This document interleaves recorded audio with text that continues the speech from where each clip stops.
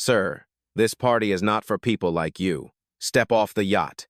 The words came out sharp, carried by a voice too smooth to be accidental. Isabella Moretti didn't whisper, she projected. Red silk clung to her frame, lips curved in a half-smile that cut deeper than a slap. Around her, champagne glasses stilled, conversations faltered, and for a moment the only sound was the sea. Elias Grant stood still, 6'2", broad-shouldered, shirt crisp white against his dark skin. No tie, no Rolex, just linen trousers, worn loafers, and a quiet authority that made the deck itself seem to lean in. He didn't flinch. "Before we continue, where are you watching from? Drop your city or country in the comments below. And if you believe in dignity and justice, hit like and subscribe. Teehee's stories spark change. And we're glad you're here. Now, back to Elias." The sun had already dipped low over Monaco's harbor, leaving the sky silver gray, the air cool and easy. It should have been serene, but Isabella's words turned the atmosphere electric.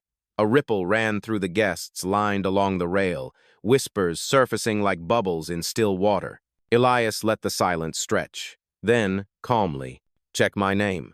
Isabella tilted her head, amused.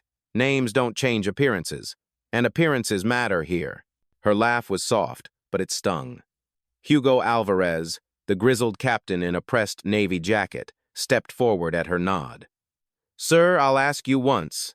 Leave the deck voluntarily or I'll have security remove you." Elias didn't blink.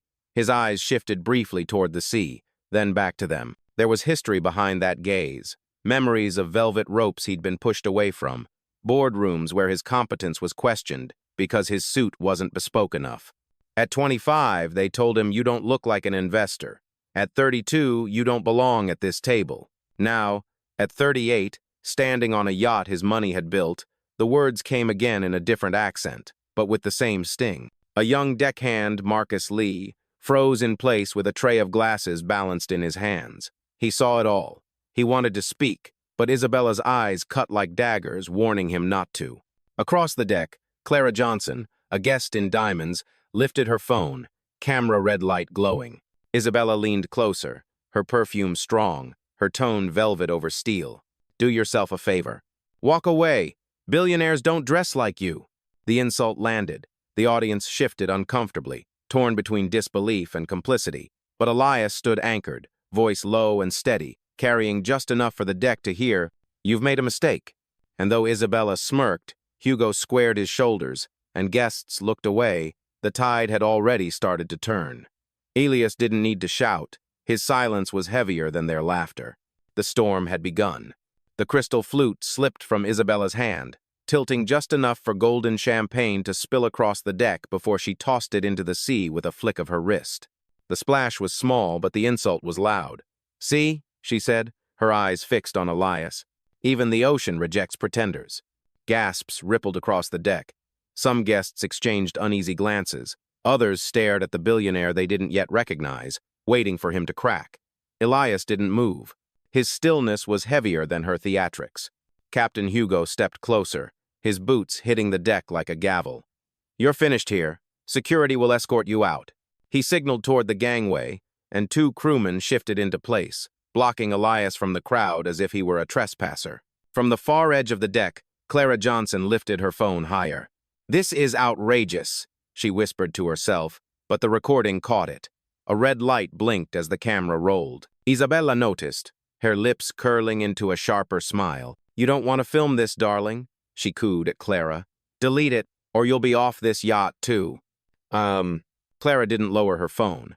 That single act drew the attention of half the guests. The deck was no longer quiet, it was buzzing. Marcus Lee, tray still in his hands, froze. His knuckles whitened around the stemware. He knew Elias's name had seen it on the manifest, but Isabella's authority was a storm no sailor wanted to stand in. His lips parted, but fear sealed them shut again. Elias's eyes moved slowly from the broken line of champagne bubbles trailing in the sea, back to Isabella. "Calm, steady, unbroken. You've mistaken power for costume," he said softly. The words landed like stones. Isabella snapped her fingers. One of the crew reached for Elias's shoulder, gripping his linen shirt. "It was too much," Clara gasped. Several guests muttered. Even Marcus's tray rattled with his shaking hands. Elias didn't resist. He didn't need to. He drew his phone from his pocket and spoke into it with surgical precision. Blue protocol. Stage 1. Now. Somewhere in the distance, out of sight, systems responded. He didn't look at his screen. Didn't need to. His confidence was the screen. Isabella laughed, the sound brittle under the weight of his composure. Calling your friends, the Wi-Fi's mine here, sweetheart. Good luck sending for help. Elias turned his gaze on her fully, finally, and the calm in his voice carried more threat than any raised tone. I don't need your signal. I am the signal. Oh. For a breath, the yacht held its air like a courtroom awaiting a verdict. Guests leaned closer, phones trembling in their hands. And in that pause, a storm far greater than Isabella's arrogance began to build, one Elias had weathered before, one that was about to break again. Remove him now. Isabella's voice cracked across the yacht like a whip. She didn't whisper. She wanted the entire upper deck to hear her command, to believe her power was absolute. Captain Hugo nodded stiffly, though his eyes flickered with unease. He gestured to the two crewmen at Elias's side. Escort this gentleman off the vessel, he said, his tone formal, but it carried the strain of someone caught between duty and doubt. The taller crewman reached again, fingers brushing Elias's sleeve. Guests shifted uncomfortably, some pulling out phones, some turning away, unwilling to witness but unable to ignore. Clara Johnson's voice cut through, firmer now. He hasn't done anything. Why are you treating him like a criminal? Her phone trembled in her hand, but the recording was steady. Several guests turned toward her, whispers rippling. She's right. Isabella wheeled on Clara, her red dress flaring in the sea breeze. You're trespassing on private property. Keep filming, and you'll find yourself swimming back to shore. That threat landed heavy. The deck fell silent, except for the slap of waves against the hull. Clara didn't back down. She raised her voice. Everyone can see what's happening. This isn't security, this is humiliation. Elias remained seated on the polished teak bench, his posture unshaken. His voice, low and deliberate, finally broke the silence. You've crossed the line. He tapped his phone again. Stage 2. Isabella laughed sharply, though the sound betrayed a hint of nerves. Stage 2, what is this? A game? But Marcus Lee, the young deckhand, stiffened. He knew those words. He'd overheard whispers from the yacht's ownership files. Stage 2 wasn't a bluff.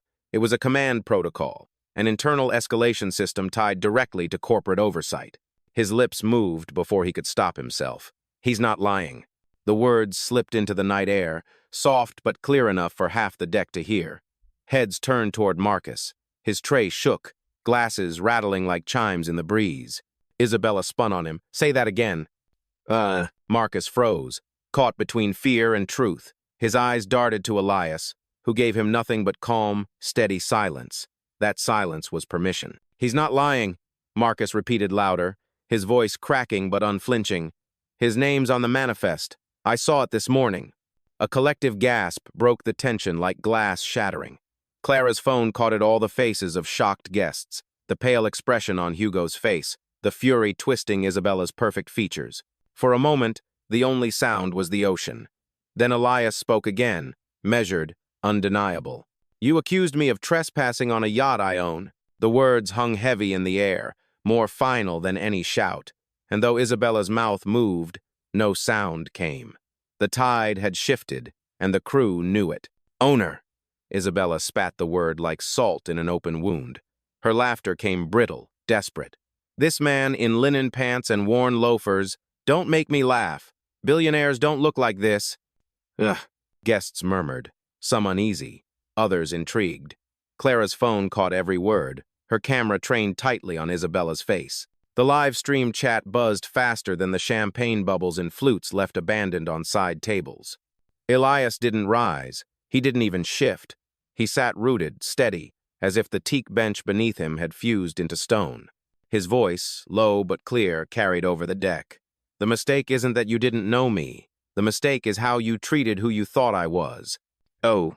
The silence that followed was heavy, broken only by the creak of the yacht against the tide. Captain Hugo cleared his throat, his authority fraying at the edges. Perhaps we should— Enough, Isabella snapped, cutting him off. She turned to the crewman, still flanking Elias. Get him out! Now! The taller crewman reached again, his hand rough against Elias's shoulder. Guests gasped. One woman in a pearl necklace whispered, "This is too much." Another man near the railing shook his head, muttering, "I've never seen anything like this." Elias's phone lit in his palm. He spoke calmly into the receiver. "Confirm escalation. Stage 3. A crisp female voice responded, audible to those closest. "Logged. Isabella Moretti. Multiple violations recorded. Captain Hugo, flagged. Crew compliance under review. Corporate oversight engaged." The words hit harder than any shove. Marcus, still gripping his tray, whispered, "Oh God." Isabella's smile faltered for the first time. "You're bluffing," she said, though her voice wavered. "Some cheap theatrics with a friend on the other line." Elias's gaze sharpened. "Do you think I carry theatrics? Or consequences?" The air shifted. Guests leaned closer, phones raised higher. The balance of power tilted, invisible but undeniable. Clara finally spoke up, loud and steady. "I've stayed on yachts like this. I've been to these events. I know arrogance when I see it, and I know ownership when I hear it." She gestured toward Elias. "He's not bluffing. He doesn't need to." Gasps and murmurs spread. A man near the bar muttered, "I've read about him, Grant Holdings, acquisitions." Another whispered, "It can't be. Not here. Not tonight." Elias finally stood, slow, controlled. His height loomed over Isabella, but his voice stayed calm. "You tore my invitation. You mocked my name. You treated me like less than a human, and still—" He paused, eyes scanning the silent crowd. "I never raised my voice. Ask yourself why." The deck fell silent. Even the sea seemed to hold its breath. And for the first time all night, Isabella's flawless mask cracked. "Because you're bluffing," Isabella snapped, though her voice trembled beneath the surface. She stepped closer, her heels clicking against the deck like strikes of defiance. "You think silence makes you powerful, it makes you small. You don't belong here." The words hung in the sea air, bitter as rust. Guests shifted uneasily. Some raised phones higher, capturing every flicker of arrogance that crossed her face. Others looked away, ashamed but unable to walk off the yacht they'd been desperate to board. Elias remained upright, unshaken. His silence wasn't surrender, it was a weight pressing back against every insult. Finally, he spoke. "You've mistaken restraint for weakness. That's the last mistake you'll make tonight." Captain Hugo's jaw tightened. "Isabella," he began, but his voice lacked conviction. The murmurs among the guests grew louder now, their loyalty slipping like rope through wet hands. Clara Johnson broke the fragile quiet.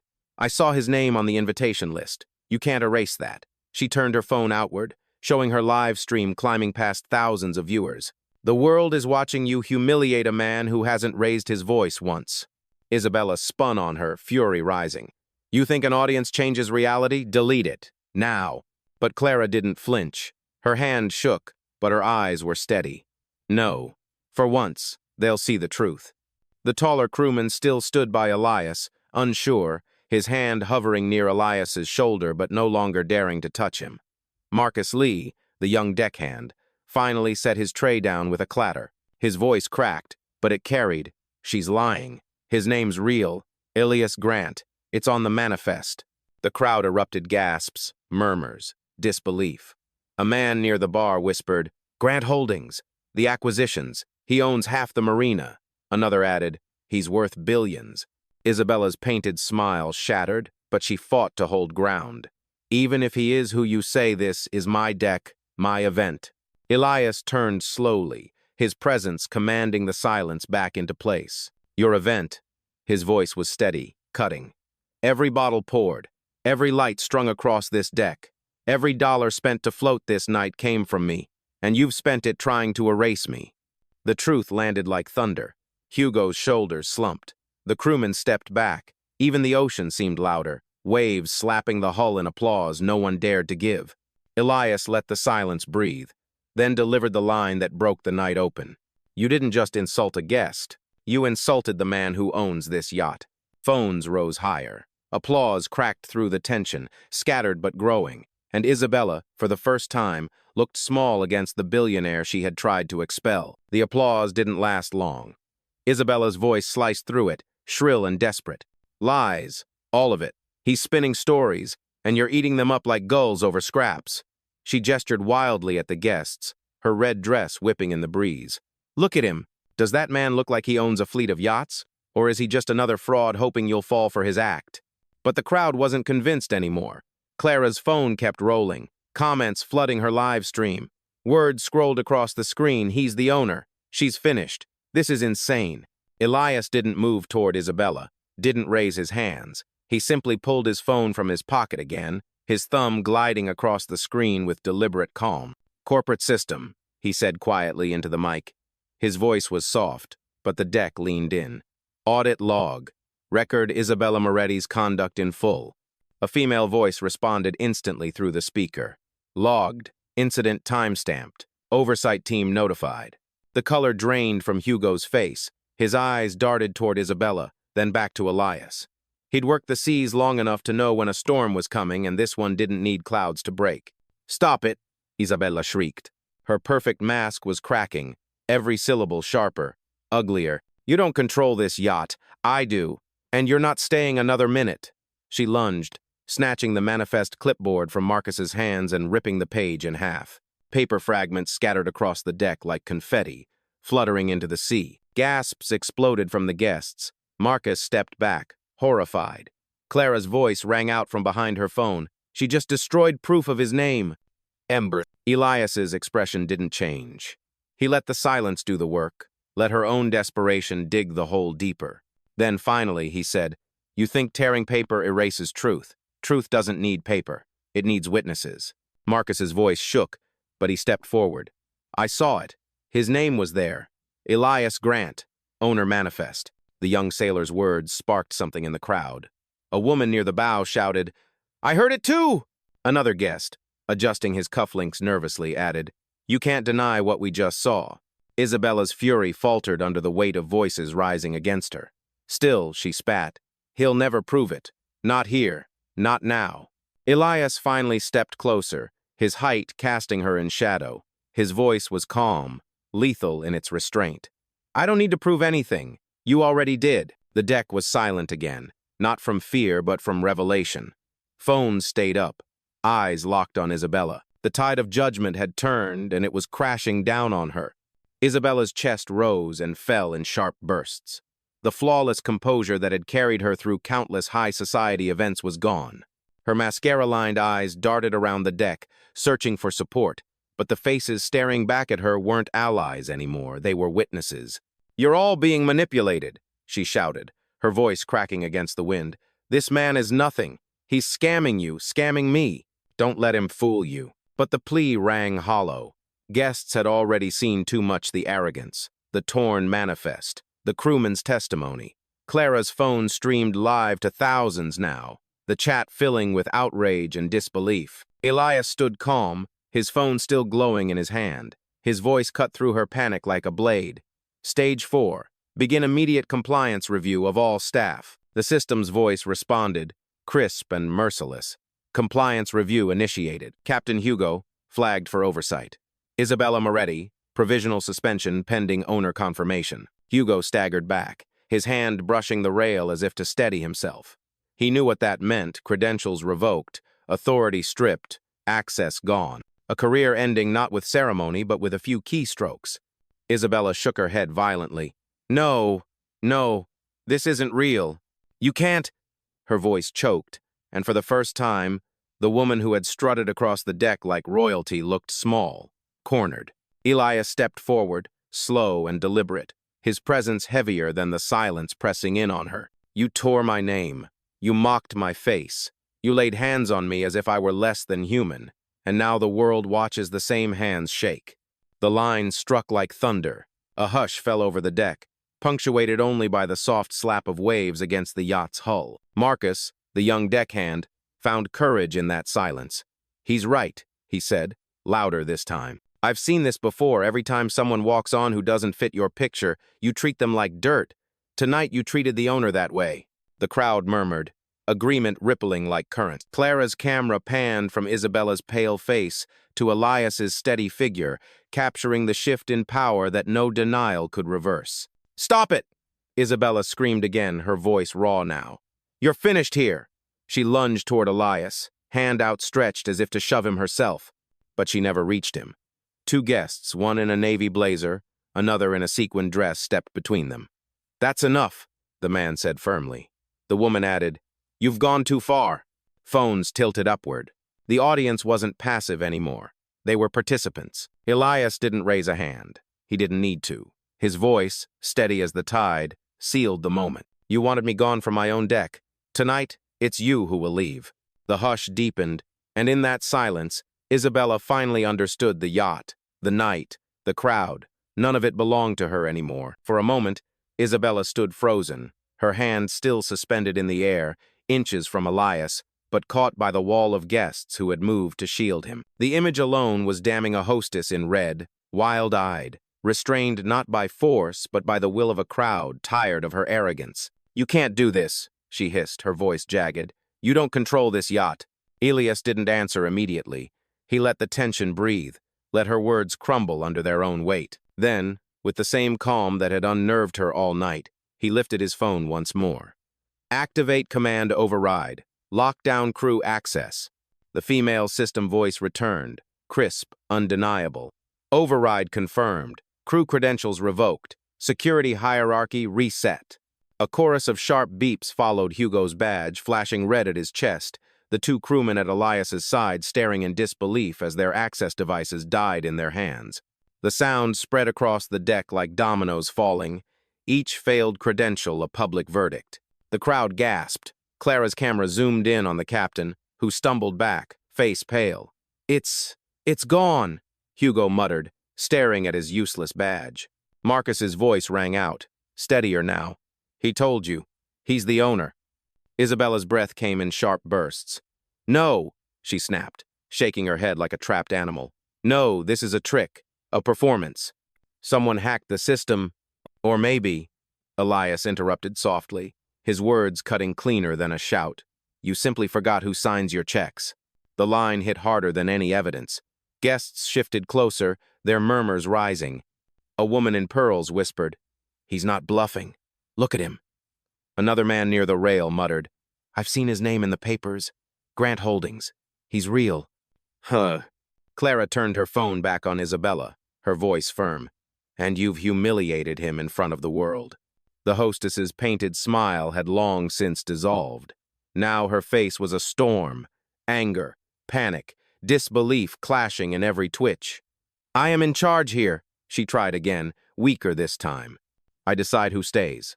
Elias stepped forward, closing the space between them until the air itself seemed to bend around his presence. His tone was quiet, measured, final. "Not anymore, The crowd erupted not in cheers yet, but in voices of agreement, phones held high, witnesses united. Clara's stream soared past 10,000 viewers, comments flooding justice, power, dignity. Isabella staggered back, her authority collapsing as quickly as the sun sinking behind the Monaco horizon. And in that dimming light, every eye on the deck knew the night no longer belonged to her. It never had. The last light of dusk painted the horizon in muted silver as the yacht settled into silence. Isabella stood near the center of the deck, shoulders heaving, eyes darting from face to face. The arrogance that once commanded the crew was gone. What remained was raw panic. Elias didn't rush. He moved with deliberate calm, every step heavier than her shouts. "Isabella Moretti," he said, his voice even, "your employment is terminated. Effective immediately." "Ugh." The system responded without hesitation. "Acknowledged. Isabella Moretti removed from roster. Access revoked." A sharp beep echoed from the device clipped to her wrist. The light blinked red. Guests gasped. The sound was final, merciless. "No!" Isabella screamed, clawing at the dead credential. "You can't! This is my career, my life. You don't get to take it away." Elias's gaze never wavered. "You took it away yourself the moment you decided dignity was optional." Gasps rippled across the deck. Clara whispered into her phone. "He just fired her. Live. Right here." The stream numbers climbed again, thousands watching as the hostess who once ruled the deck was undone by her own cruelty. Captain Hugo tried to speak, his voice a broken whisper. "Sir, perhaps—" Elias cut him off without turning. "You're next. Every crew member complicit in this humiliation terminated." Another wave of sharp beeps rang out. Hugo's badge blinked red, so did the two crewmen's. The sound spread like a tolling bell across the deck, signaling the end of an era in seconds. Guests stared in stunned silence. Some clapped quietly, others muttered in disbelief, but none doubted anymore. The man they had watched endure insult after insult was no trespasser, he was the storm, and justice had arrived with him. Elias let the silence breathe again, then spoke for all to hear. This yacht doesn't need a crew that mistakes arrogance for service. And with those words, Isabella's last shred of defiance dissolved into the night air, leaving her nothing more than a figure framed against a sea she no longer controlled. Phones hovered in the air like lanterns, their lenses catching every flicker of the downfall. The deck that had once hummed with shallow laughter now pulsed with awe and fear. Isabella's voice broke through the hush, ragged and desperate. "You'll regret this," she cried, clutching the dead badge in her hand as though squeezing it hard enough might bring it back to life. "You think you can humiliate me in front of them? You think this crowd will still respect you after watching you?" Elias raised a hand, not to strike, not even to silence, but simply to pause her unraveling. And she froze, because the gesture carried more command than her shouting ever had. His tone stayed measured. Respect doesn't come from volume, it comes from the truth, and the truth has already been spoken. A murmur of agreement moved through the guests. Clara panned her phone across the deck, whispering into the stream. Everyone here saw it. She tore his name. She mocked him. And now it's over. Captain Hugo slumped against the rail, shoulders sagging, the weight of years undone by one night of blind obedience. His voice barely carried, "What will happen to us?" Elias's eyes swept across the faces of the dismissed crew. "You'll learn what happens when arrogance replaces duty. Tonight, you walk off this deck stripped of the authority you misused. Tomorrow, the world will know why." Gasps rippled. Some guests began to clap, not polite applause, but sharp, deliberate strikes that echoed against the steel and teak. Others joined, until the sound built into something undeniable, a verdict delivered not by law but by witness. Isabella's knees wavered under the weight of it. She looked around desperately, searching for one sympathetic face, but found only the cold glow of phones, every camera a mirror reflecting her downfall. Elias's final words cut clean through the noise. "The night is no longer yours to ruin. Leave." And for the first time since the confrontation began, Isabella had no answer. Isabella's heels scraped against the polished deck as she stumbled back, her breath shallow, her poise shattered. For hours she had commanded this yacht like a queen, now she was nothing more than an exile under the glow of recording phone. The crowd parted without a word. No one blocked her path. No one offered a hand. Their silence was sharper than jeers, their eyes harder than any insult. Clara whispered into her phone, "They're watching her walk out. The same woman who mocked him is being escorted off her own stage." The system's voice chimed again, clinical and cold. "Isabella Moretti, credentials revoked permanently. Horizon registry updated. Access denied." Her badge blinked one last time before going dark in her hand. It was the sound of a door slamming shut forever. Captain Hugo lowered his gaze, shame etched deep across his weathered face. "Mr. Grant," he said quietly, I was following orders." Elias didn't soften. His tone was steady, final. "A captain who confuses obedience with integrity has no place on my deck. You're finished." Hugo nodded once, broken, and stepped aside. His badge joined the others, glowing red, the crew now stripped of power and title alike. A guest near the stern muttered, "I've never seen anything like this." Another replied, "Justice, real justice." Elias stood tall, framed by the silver horizon, the man they had tried to erase now undeniable. He scanned the deck slowly, every word deliberate. "You all witnessed it. This wasn't just disrespect to me. It was disrespectful to every guest who has ever been judged by appearance. Tonight, that ends." The applause came again, louder now, swelling like waves against the hull. Guests who had once stayed silent raised their phones higher, documenting the fall and the rise in the same breath. And Isabella, eyes burning, lips trembling, could do nothing but retreat her empire of arrogance, drowned under the weight of truth she could no longer rewrite. The night air was cool, carrying the scent of salt and steel across the harbor. The yacht, once a stage for arrogance, now stood quiet under the silver sky. Phones lowered but stayed ready, as though every guest knew the story wasn't over until Elias himself chose to end it. He didn't rush. He walked to the center of the deck, where Isabella's shredded manifest still lay scattered like fallen leaves. He bent, picked up a torn fragment with his name half visible, and held it between his fingers. His voice carried steady, almost solemn. "You tried to tear this apart. Paper, ink, names. But dignity isn't printed, it's lived, and no hand of yours can erase it." The crowd hushed. Even the sea seemed to pause, waves slowing against the hull as though to listen. Clara's camera caught the fragment in his hand, her voice soft with awe. "He's not just ending a scene, he's writing the lesson." Elias let the fragment fall, the wind taking it into the night. He turned toward the dismissed crew. Their faces were pale, stripped of the arrogance that had once armored them. "Let this be clear," he said, his tone precise, final. "No yacht, no hotel, no boardroom under my name will ever belong to arrogance again. You confuse service with power, you lose both." Hugo lowered his head, unable to meet his eyes.